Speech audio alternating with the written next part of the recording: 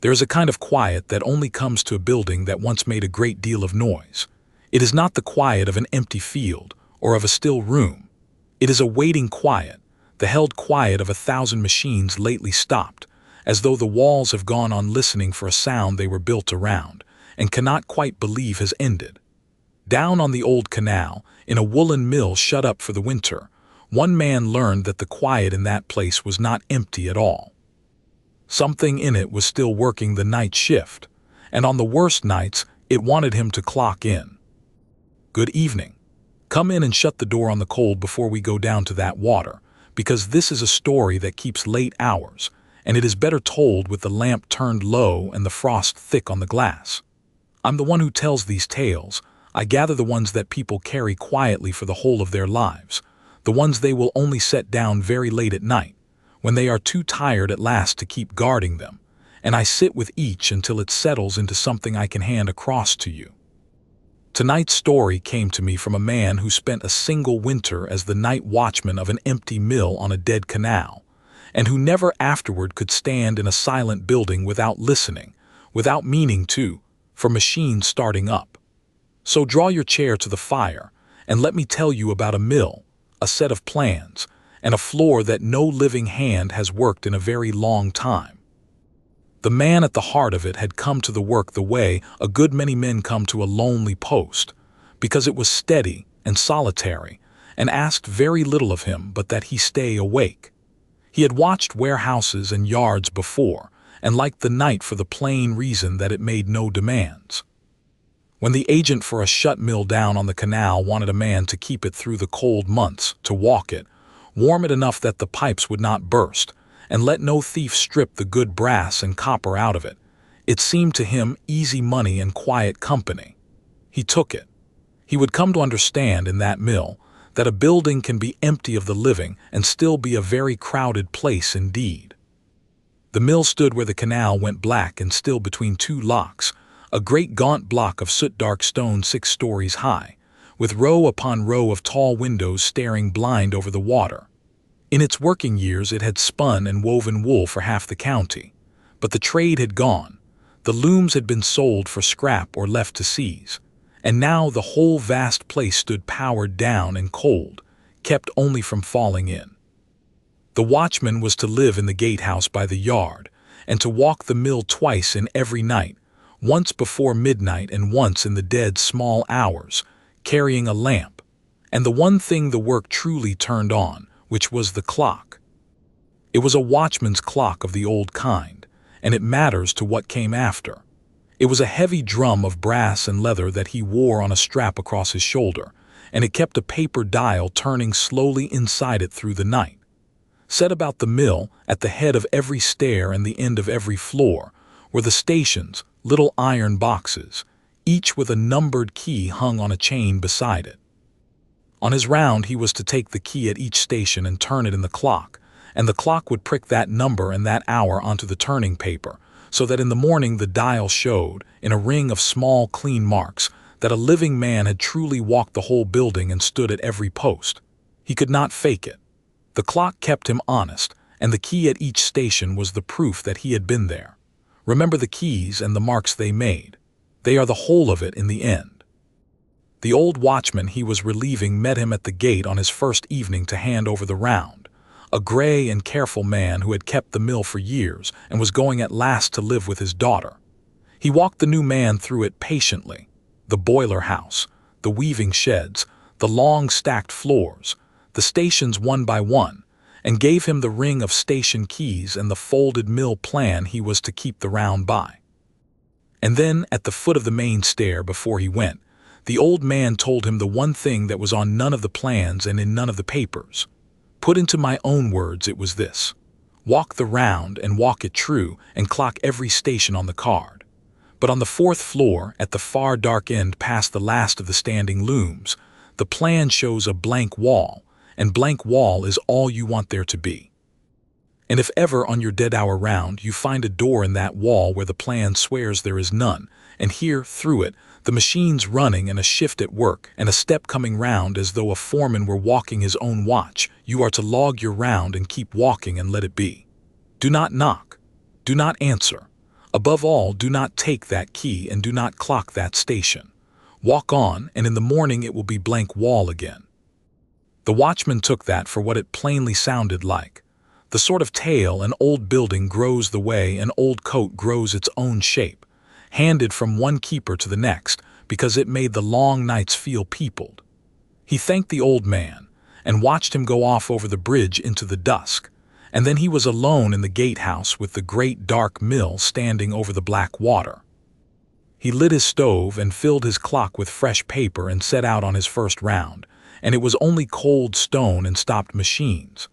And for that first night at least, there was nothing in the mill but his own lamp, his own step, and the small clean pricks of the clock marking each station as he came to it. That much was still true. It would not stay true for long. He kept the mill well those first nights, and I want to be fair to him about that, because it matters to what came after. He was a careful man, and the plain round suited him.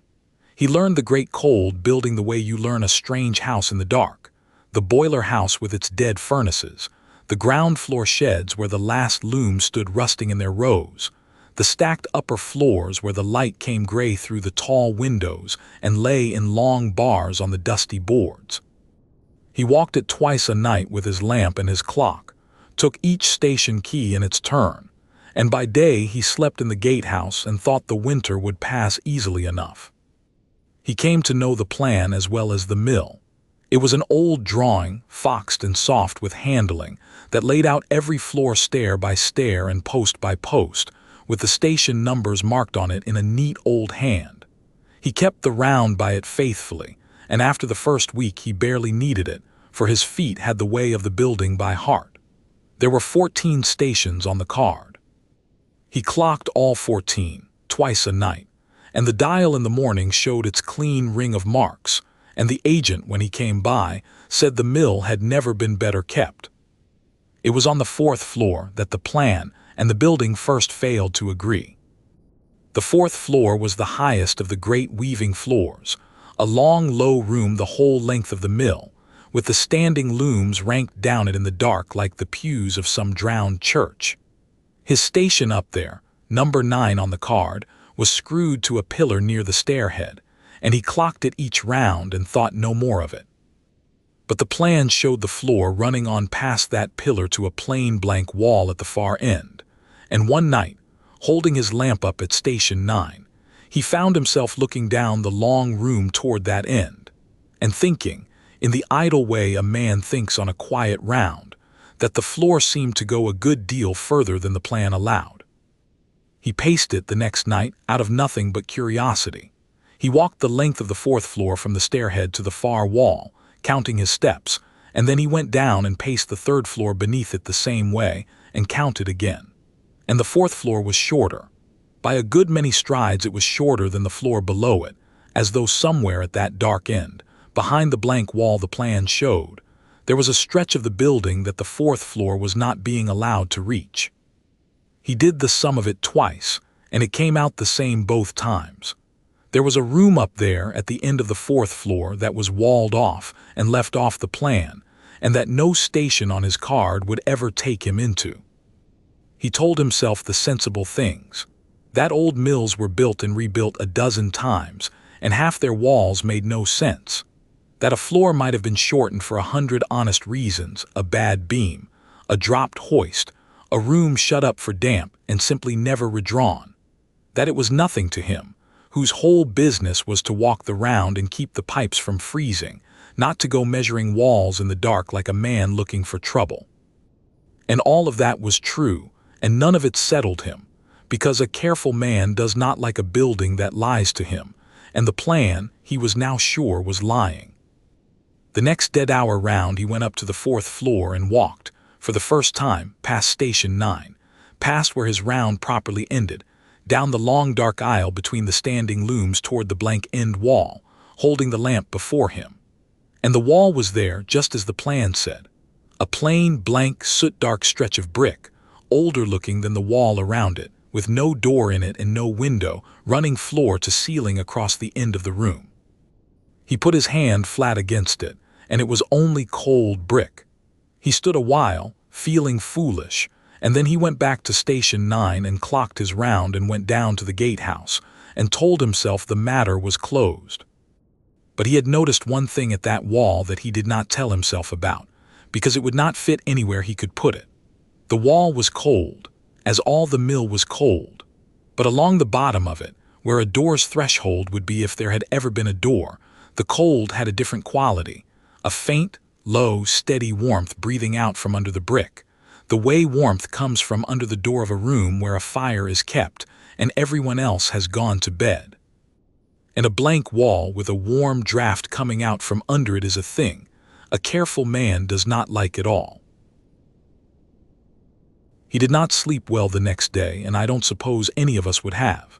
He kept coming back over his cold dinner to the warmth at the foot of that wall and to the plain arithmetic of a floor that came up short, and he found, as the early dark came down over the canal, that he was not so much dreading his dead hour round as waiting for it. That is how these things take a careful man, not by a fright at first, by a question he cannot leave alone. The dead hour round fell somewhere around 2 in the morning, when the whole frost-bound valley had gone as still as a stopped heart, and that night, as he climbed the last stair to the 4th floor with his lamp and his clock, he heard it before he reached the top. A sound was coming down the stairwell to meet him, a low, deep, working sound, felt in the boards of the stair before it was heard in the ear at all. It was the great, patient, rhythmic clatter and thump of looms at the weave, the long shafts turning and the belts slapping and the shuttles going to and fro, the whole vast heartbeat of a mill in full work, and it was coming from the 4th floor, where every loom had stood dead and seized for 30 years, in a building with no power in it and no soul awake but himself. He came up onto the 4th floor and stood at the stairhead with the lamp shaking a little in his hand, and the standing looms were there in the dark exactly as they always were, rusted and still, not one wheel of them turning. And yet the sound of them working rolled down the long room out of the blank end, past Station 9. From behind the wall the plan said was solid.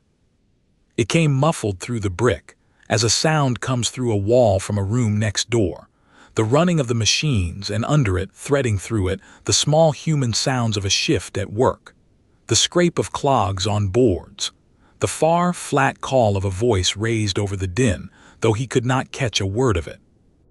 And every little while, cutting through all of it, a slow, heavy tread coming round on the boards on the far side, a measured step, pausing and going on, exactly as a man walks who is pacing a floor he is set to watch, as a foreman walks his round, as he thought with the cold going down his back, a watchman walks his own. He went down the long aisle toward it, because he could not help it, holding the lamp before him, and he came at last to the blank end wall. And the wall was not blank anymore. There was a door in it. It stood in the soot-dark brick where that afternoon there had been nothing at all, a plain heavy mill door, iron-strapped, old, with a wired glass panel in the upper half of it and a station box screwed to the brick beside it, a station he had never seen, with a numbered key hung waiting on its chain. And through the wired glass there was light.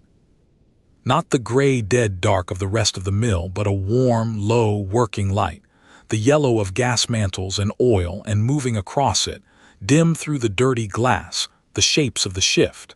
He could not see them clearly, and he was glad of that ever after. He could see only that the floor beyond the door was alive and lit and full, that figures were moving between the ranked looms bowed and busy, and paying him no mind at all, and that among them, coming slowly up the aisle toward the door with an even and unhurried step, was the shape of the one who walked the round. He did not knock, and he did not answer, and it was not courage that stopped him but the plain memory of the old man's face at the foot of the stair. He stood at the wired glass with the warmth of that working floor breathing onto his cold hands, and the loom clatter filling the whole dark, and the numbered key hanging waiting beside him, and he understood that all he need do to be part of it, all that a floor which had waited so long for a man to come round was asking of him, was to take that key and turn it in his clock and clock in. And some part of him, God help him, wanted to, the way a cold man wants a lit and crowded room. He put his hand behind his back like a man taking it out of the way of a fire. And he turned and walked back down the long aisle to Station 9, and clocked his own honest round there with his own honest key, and went down out of the mill into the frost, and behind him the machines ran on. He could not let it lie after that, and I don't suppose any of us could have. The floor behind the wall had stopped being a question and become a grief to him, though he could not yet have told you why, for there had been nothing cruel in it, nothing that reached for him, only a shift at its work and a door left open and a key hung waiting, patient as the grave. So the next day, instead of sleeping, he went looking for what the mill itself remembered. There was an office off the yard, a damp, cold counting house where the mill had kept its books, its shelves still stacked with the ledgers of a place that had written down its every hour for 100 years. If there was an answer, he thought, it was in the ink. He lit his lamp against the gray, and he began to read. It took him 3 cold nights of it between his rounds. He read the order books and the stock books and the long, dull rolls of the working mill, and folded in among the oldest of them he found the 2 that mattered.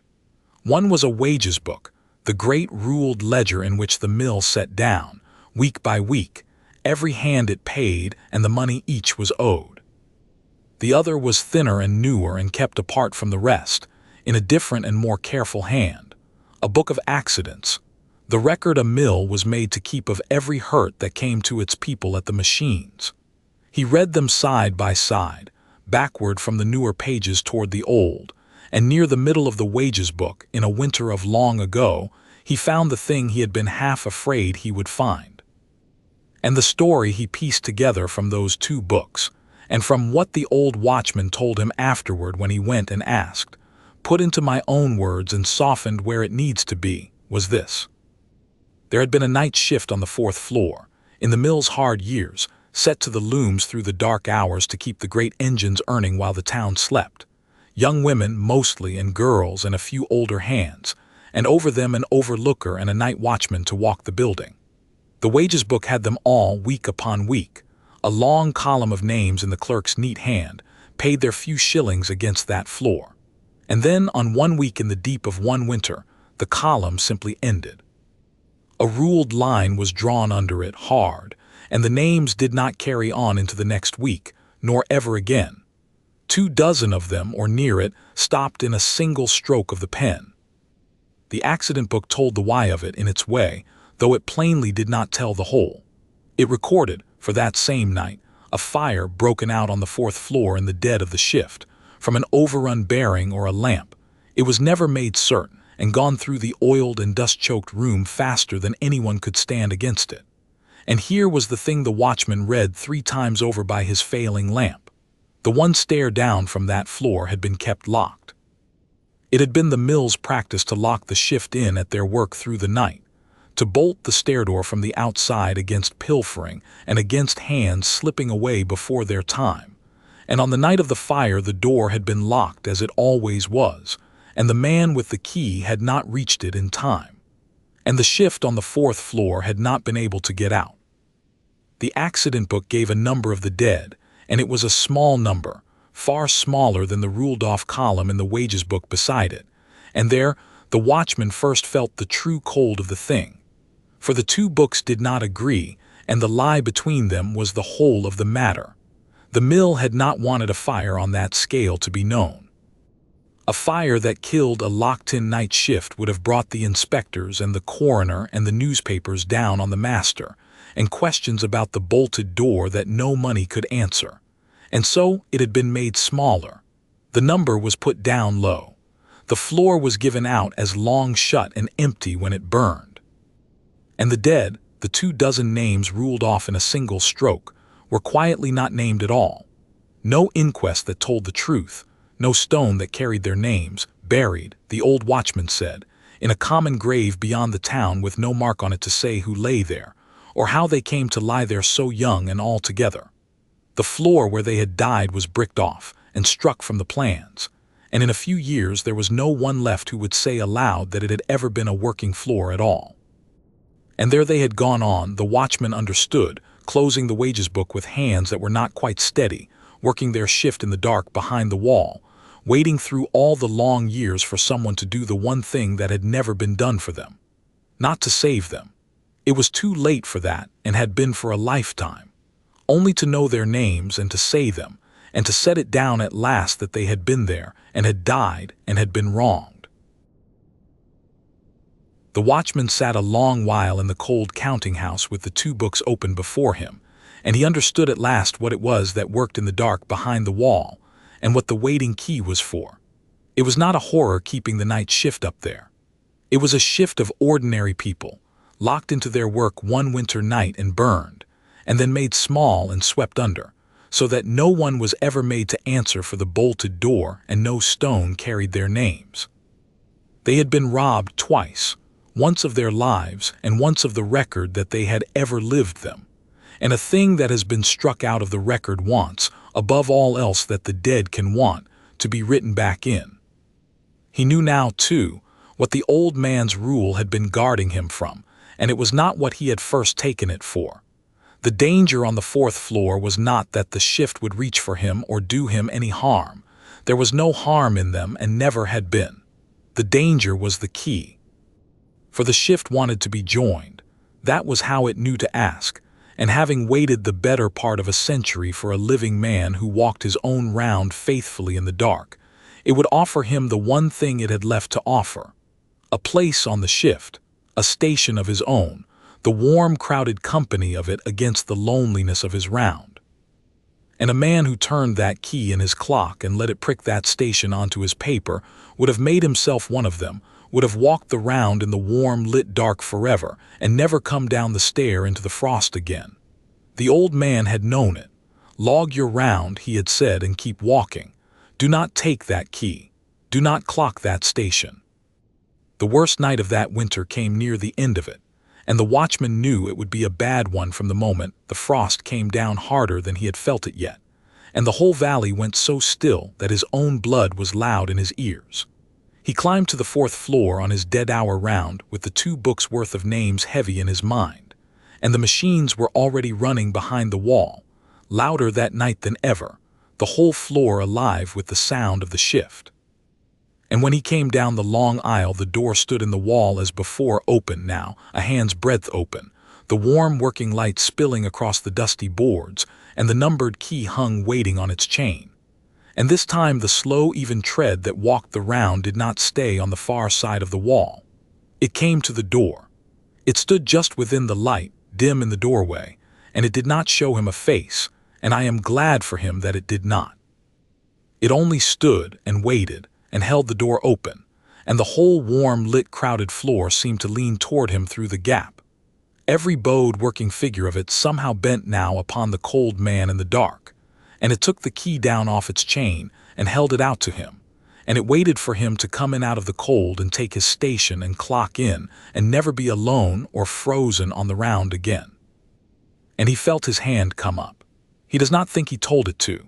He said the warmth of that floor reached out and wrapped round him like the lit doorway of a public house on a bitter night, and that the wanting of it was so plain and so reasonable, that the shift was owed company, that he was owed company, that it would be so small a thing, one turn of a key, and the long, cold loneliness of the round would be over, that his fingers had closed halfway toward the offered key before he knew it. The looms roared. The door stood open on the warm and crowded dark, and the numbered key hung waiting in the held-out hand, one small turn from the end of him. What stopped him in the end was not the old man's rule, and it was not fear. It was the wages book, and the one thing in it he had not been able to put down, that the shift behind the wall was not truly asking to be joined. It only thought it was. It had worked so long, struck out of the record, that it had come to believe it needed one more pair of hands at the looms. But the watchman understood, standing at that door with the offered key a hand's breadth from his own, what the shift did not, that to clock in would not free a single soul of them. It would only make him one more name struck off and swept under, the round unbroken and the wrong unrighted forever. What the 4th floor was truly waiting for had never been another worker. It was a witness, not a hand to join the shift, a voice to end it. So he did not take the key. He stepped back from the door, with the warm light on his face and every cold hour of that winter pulling him toward it, and instead of clocking in, he did the thing that had never once been done in all the long years behind the wall. He took the wages book up out of his coat, where he had carried it that night for a reason he could not then have named, and he opened it to the ruled-off column by the light spilling from the door, and he read the shift their own names. Aloud into the roar of the looms, in his own plain living voice, he read out the whole stopped column of them, name by name by name, every girl and every woman and every tired older hand who had been locked in on that floor and burned, and then rubbed out of the record as though they had never come over the bridge to work at all. He named them, and then he said the rest of it, the part that mattered more than the names. He said aloud what had been done to them, the bolted stair, the false low number, the truth of their dying made small so that no one would have to answer for it. He said that it was known now, and that he would not let it lie, that they had been there and had died and had been wronged. He witnessed them, out loud in the dark with the whole of his own plain heart, the one thing no one had done for them in 100 years. And the shift stopped. He tells me the great running clatter of the looms behind the wall did not die away but simply ceased, all at once, the way a held breath is finally let go, and that in the enormous quiet after it he heard, for the first and only time, the sounds of the shift not at their work but at their rest, a long settling, a putting down of things, the small stir of a great many people who have been told at last that they may stop. The shape in the doorway lowered the key. It only stood a moment in the fading warm light, and then it turned, unhurried, and went back in among the others, and the light in the wired glass sank down and thinned and went out. And the watchman was standing alone in the cold dark at the end of the 4th floor, before a plain blank soot-dark wall with no door in it, and no warmth breathing from its foot, and a great and final quiet on the floor that had, at last, nothing left in it that was waiting. He kept the rest of his winter on the canal, and the machines never ran again. But he did not stop at the wall, and I think that is the truest part of him. He took the wages book and the accident book down the stair with him that night, and when the spring came up the valley, he carried them to a man who wrote for the county paper, and told what the ruled-off column and the false low number and the bolted stair added up to, and would not be talked out of it. And in time, though it was fought harder than it ought to have been, the thing was set down where it could be read, the 4th floor named for what it had been, the shift named for who they were, and a plain stone raised at last over the common grave beyond the town with every one of their names cut into it, so that any who passed could see that they had lived, and had died and had been wronged, and were wronged no longer in silence. I've thought a good deal about why he carried this so long before he gave it to me, and I think it is the shape of the justice in it, that the thing working in the dark behind the wall was never a horror at all, but a wrong that no one had ever come to witness, because the dead are not always out there to frighten us. Sometimes they are only working a shift they were never let off, waiting with a patience that ought to break your heart for one living soul to come round in the dark and read their names aloud and say that it was wrong. Not everything that keeps working in the small hours means you harm. Some of it is only waiting to be counted back in. That's where I'll leave him and leave you, with the looms gone quiet, the floor let go at last, and 24 ordinary souls named on a stone where before there was only grass. If you'd sit up in the small hours for a story like this one, then do me a kindness before you go. Like it, share it, and subscribe, so the next tale finds its way to you when the dark comes down. And if the comments are open, tell me, have you ever stood in an empty building in the small hours and felt, without knowing why, that you were not the only one keeping watch? Sleep well if you can. Keep a light burning in the window if you'd rather, for anyone still working late in the cold. And if you ever find yourself alone in some old and silent place in the dead hour, and hear machines running where there is no power, and a step coming round where there should be no one, be careful and be wise, and keep to your own round as the old ones tell you. But do not be too quick to call it a monster. Some of the dead are only waiting to be named, and the bravest thing a living soul can do when the dead floor calls is not to clock in beside them, but to find the words that let them stop. Good night.